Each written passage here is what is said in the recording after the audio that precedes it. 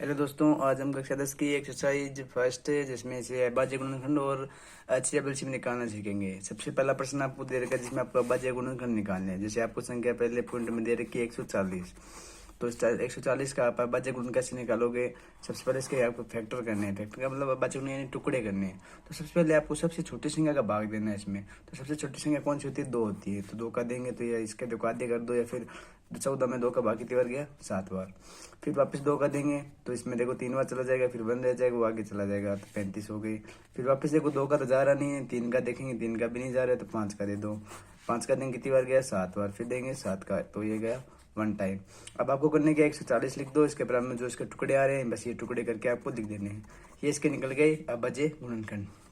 ऐसे ही हमें मान लो कोई संख्या का छेद और एलसीएम निकालना है, तो हम कैसे निकालेंगे? जैसे मान लो आपको इसके क्वेश्चन नंबर 2 में आपको दे रखा है एक पॉइंट जिसमें 26 और 91 दे रखे हैं। इसके आपको एचसीएफ एलसीएम पूछा है। एचसीएफ एलसीएम कैसे निकालेंगे? सबसे पहले 26 लिख लो इधर। 26 में 2 का भाग देंगे तो कितने हो जाएंगे? 13। फिर 13 का देंगे तो फिर हो जाएगा 1 टाइम। ऐसे आपको 91 है तो 91 में देखो 2 का देंगे, सबसे छोटी संख्या उसका जाए तो ठीक है, वरना दूसरी संख्या देखेंगे तो 2 का तो जा रहा नहीं है। फिर हम 3 का देखते हैं, 3 का देखेंगे तो 3 का भी नहीं जाएगा, क्योंकि ये क्या है 9 और 1 10, इन दोनों को जोड़ने पर अगर 2 3 का भाग जाए तो दे सकते हो, वरना रहने दो। तो फिर इसमें हमने देखा देखो 7 का भाग।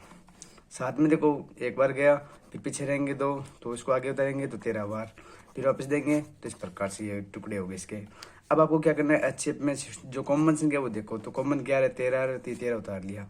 अब एलसीएम में आपको जो कॉमन नहीं है ये नहीं देखना है, जो ज्यादा संख्या होती है वो देखनी है। अब इसमें 2 आ रहा है तो उतार लो, उसमें भी 7 आ रहा है तो उतार लो, 13 एक बार आ रहा है तो 13 को एक बार उतार लो। अब इन सबको आपस में गुणा कर लो। आप 13 को 7 से गुणा करेंगे तो 13 7 91, 91 को 2 से गुणा करोगे तो 182। ये आपका एचसीएफ और एलसीएम निकल गया।